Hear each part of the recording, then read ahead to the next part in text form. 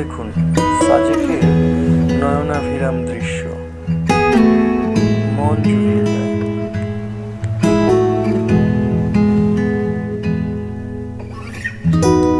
চ্যানেলটি সাবস্ক্রাইব করে রাখতে পারেন পরবর্তী ভিডিওর জন্য।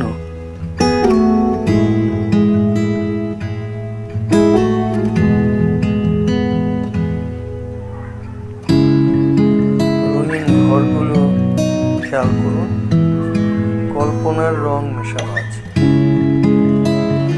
আর এই রাস্তা ধরেই গাড়ি নেমে যাবে খাগড়াছড়ির উদ্দেশ্যে।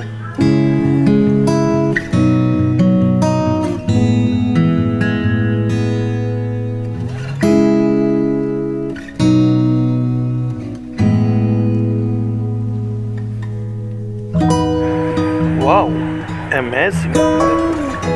স্বপ্নের রং মেশানো আকাশ, প্রাণ জুড়িয়ে যায়।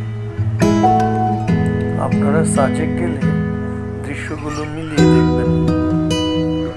কতটুকু মিল পাচ্ছেন কমেন্টসে জানাবেন। আর কেউ যদি ইতিমধ্যেই গিয়ে থাকেন তাহলেও কমেন্টসে জানাতে পারেন। এখানে সাজেক ভ্রমণের কয়েকটি ঝলক তুলে ধরা হলো মাত্র। ভিডিওটি ভালো লাগলে সাবস্ক্রাইব করে রাখতে পারেন।